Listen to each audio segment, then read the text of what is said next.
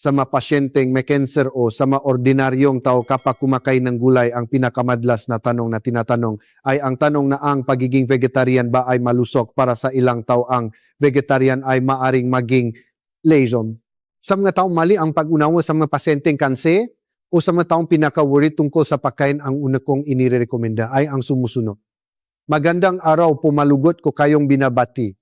Ako po si Dr. Rodrigo Ling. Mula nung 2010 na bibigay ako nga libreng lektura sa gintong kalusugan tungkol sa natural na pagkain. Ang tanong tungkol sa kung ang vegetarian ay malusok ay hindi maaring sagutin sa isang simpleng o hindi dahil napakarami at iba-iba ngang anyo ng mataong vegetarian. Kung mali ang pag-unawa sa vegetarian, maaring maging sanhi ito ang pagkasira ng kalusugan sa maraming kaso. Kaya naman, kung vegetarian kayo, dapat ay may tamang impormasyon. Ang pinakamalaking maling pag-unawa sa vegetarian ay ang paraan ng pagkuha ng gulay. Hindi naman natin lahat ay makakapagtanim ng sarili nating gulay, kaya kailangan nating bumili ng gulay na tinanim ng iba. Kahit ang mga primary agricultural products sa buong mundo ay naging commercialized na, sa halip na natural upang makakuha ng magandang hitsura at mataas na ani, ginagamitan ito ang maraming artificial na pamamaraan tulad ng paglalagay ng maraming pataba. Halimbawa, para sa mga green leafy vegetables tulad ng romaine lettuce at iba pang green leafy vegetables, upang maging commercially attractive, ang kulay ay dark green, malaki ang dahon at malaki ang growth, kailangan ng maraming nitrogen fertilizer o urea fertilizer. Kapag masyadong maraming nitrogen fertilizer ang inilagay, nakakaroon ang nitrate sa loob ng gulay. Kapag ang tamang halaga ng nitrate ay pumasok sa katawan, ay okay lang. Pero kung masyadong mataas ang concentration ng nitrate sa mahabang panahon, ng nitrate ay nagiging nitrosamine na group 1 carcinogen kapag ito ay nagbubuklot sa amino acids sa katawan. Ako rin ay may maliit na hardin sa aming gintong kalusugan. Kapag nagtanim ako ng pipinumay, magandang maagang, lumalaking pipinumay, baluktot at may bukol. Dahil sa aking background, sa analysis kapag in-analyze ko, ang mga may bukol, ang mga baluktot at ang maganda pareho ang nutritional content. Ang tanging pinakaiba ay ang hitsura. Kaya ang consumer ay mas gusto ang maganda ang hitsura. Dahil dito ang consumer ay talo dahil sa production na nakatuon sa magandang itsura. Dapat baguhin ng mga consumer ang kanilang perception para magbago ang mamagsasaka. Hindi pwedeng magbago ang magsasaka kung hindi bibili ang consumer. Kaya importante ang pagbabago sa perception ng consumer. Kahit hindi maganda ang itsura kung natural, dapat bilhin natin iyon sa halip na artificial na ginawang perpekto ang hitsura ng gagulay na parang factory. Kaya kahit vegetarian, inirekomenda ko ang natural na produsidong gulay. Ang pinakamalaking dahilan kung bakit mabuti ang kalusugan mula sa vegetarian ay dahil sa gulay at prutas ay puno ng iba't ibang mineral at dietary fiber. Kung analyze ang katawan ng tao tulad ng buto at laman, pareho ito sa komposisyon ng lupa at dagat. Kapag namatay ang tao, nagiging lupa. Lahat ng kailangan ng tao ay mula sa lupa. Pero hindi natin kayang kainin ang lupa, kaya may mga halaman sa mundo. Ang papel ng halaman ay simple, ina-absorb nito mula sa lupa ang nga nutrient na kailangan ng tao at inililipat ito sa dahon at bunga sa concentrated form. Kung magtanim kang puno ng mansanas at pras sa parehong lupa, makakaiba ang nutritional content ng mansanas at pras. Kaya ang lahat ng gulay at prutas sa mundo ay pumipili na concentrate at nagde-deliver ng mga nutrient na kailangan ng tao mula sa lupa. Ito ang pinakamahusay na paraan para makuha ang mineral fiber at lahat ng nutrient mula sa gulay at prutas.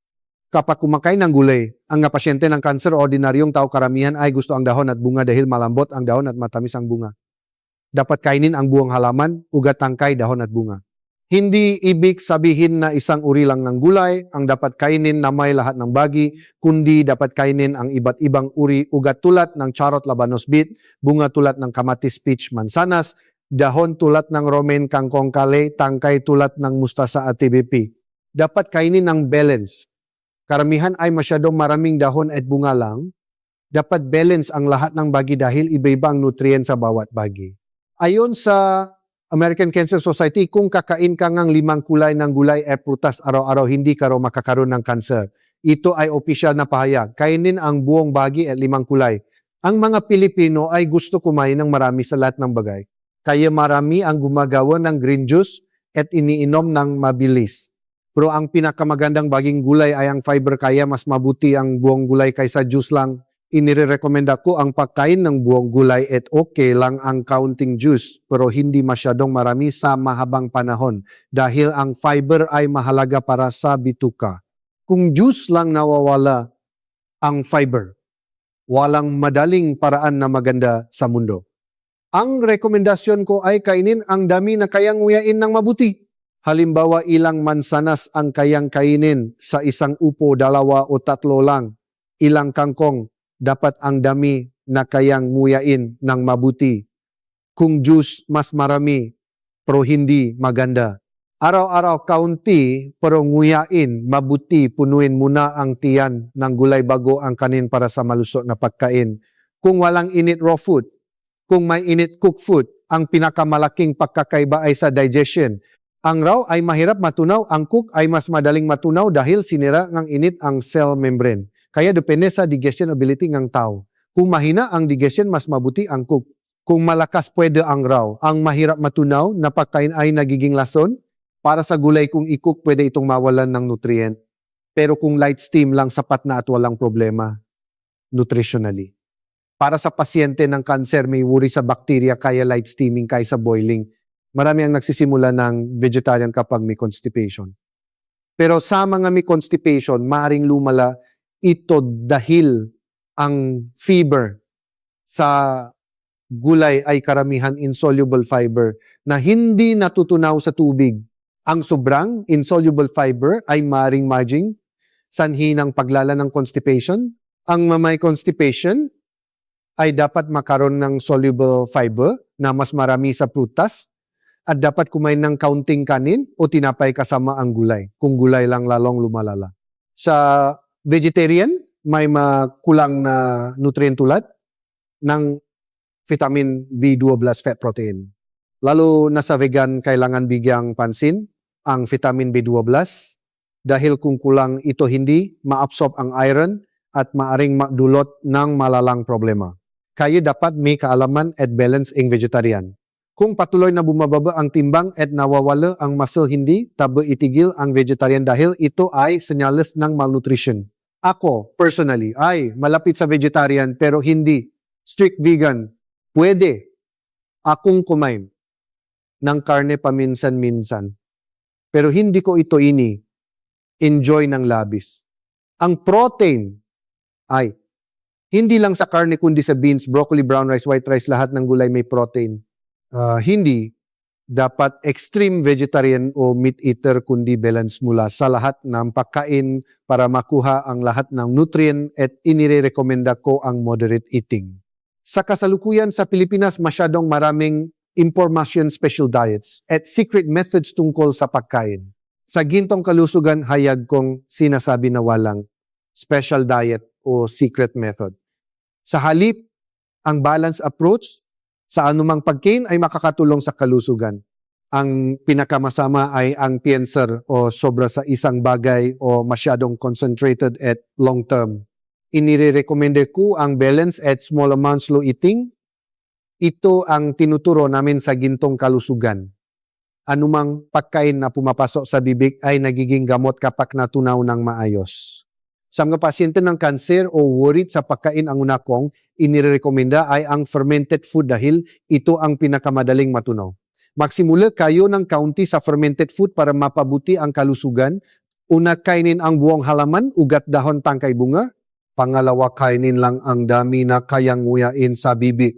Pangatlo, kung mahina ang digestion, i-steam muna. Ganito ang paraan ng pagkain ng gulay. Maraming tanong mula sa pasyente ng kanser tungkol sa kape.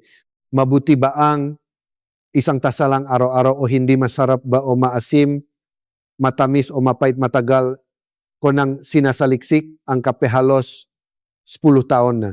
Mula 2014 hanggang 2017, 3 taon iniutos ng gobyerno na i-analyze ko ang lahat ng commercial coffee sa merkado para sa carcinogens. Noong una hindi. Ako uminom ng kape. Pagkatapos ng analysis, nagtaka ako kung bakit walang issue kahit may carcinogen sa ilang produkto. Doon nagsimula ang aking malalim na pag-aral sa kape. Ang kape mismo ay hindi carcinogen pero maring makaroon. Ang carcinogen kung mali ang paghendo. Una, sa storage ng green bean sa mainit at humid na lugar, maring magkaroon ng mold tulad ng aspergillus na gumagawa ng aflatoxin o cratoxin na grupuan carcinogen. Importante ito sa kape. Ang ochratoxin ay hindi nawawala kahit ay roast. Sa roasting, may siin sa pagbuo ng carcinogens.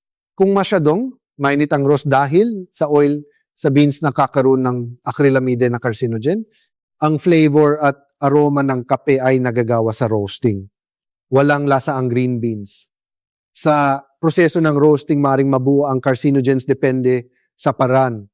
Sa 3 taon kong analysis ang lahat ng uri, can mix cafe whole bean, marami pa ring may high carcinogens na nasa merkado. Walang paraan para malaman ng consumer. Dapat ang industry ang mag-handle ng green beans ng mayos at mag-research sa roasting na mababa ang carcinogen habang pinapanatili ang flavor. Mukhang walang interest ang industry. Kaya bumili ako ng sariling roaster machine na milyon-milyon at 7 taon na ako nagro-roast. Natuklasan ko na pwede gumawa ng masarap at mababa ang carcinogen na kape. Sana maksikap din ng iba.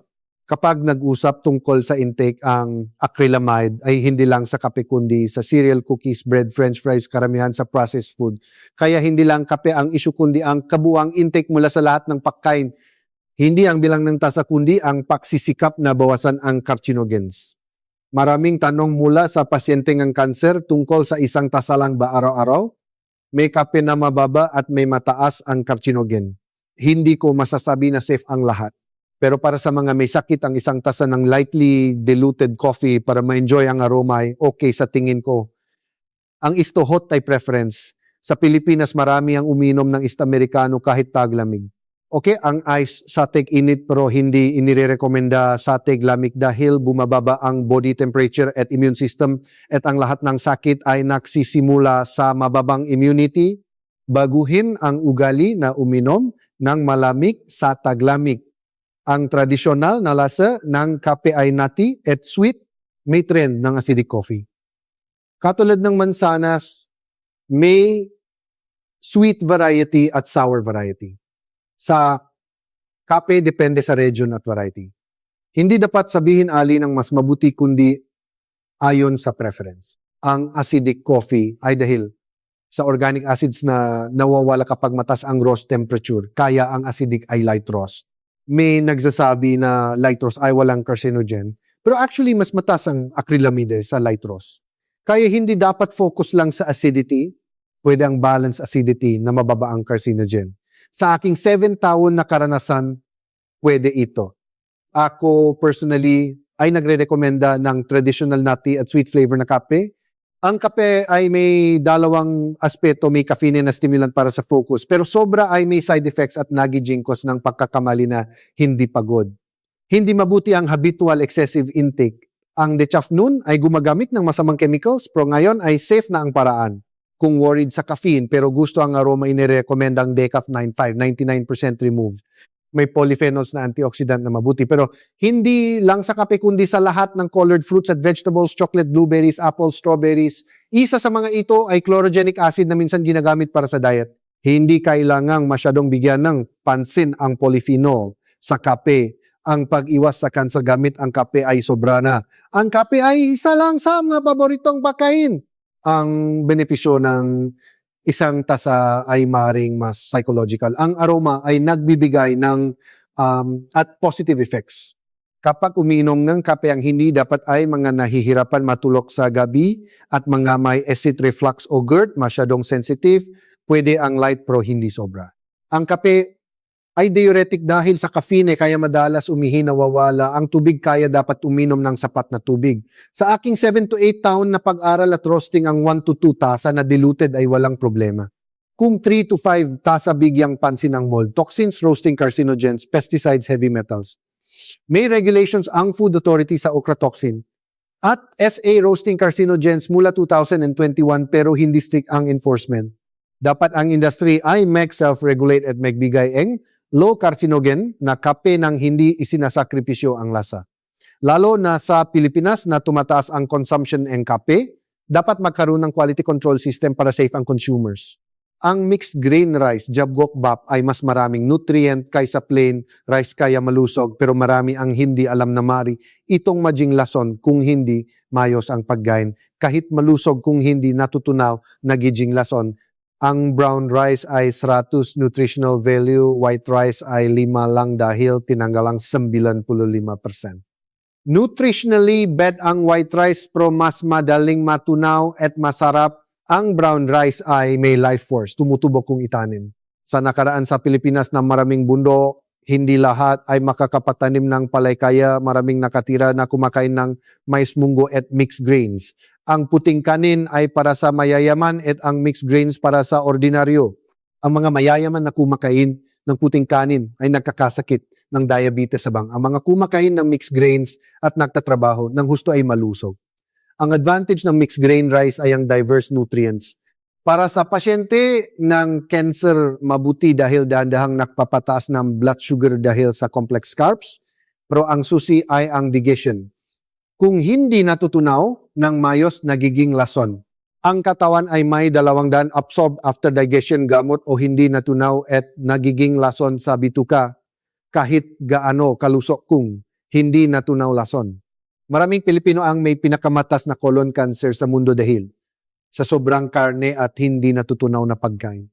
Lalo na sa mga kabataan, ang senyales ng poor digestion ay bloated stomach, masamang amoy ng utot at dumigas. Ang tamang paraan ng pagkain ng mixed grain rice ay nguyaing mabuti.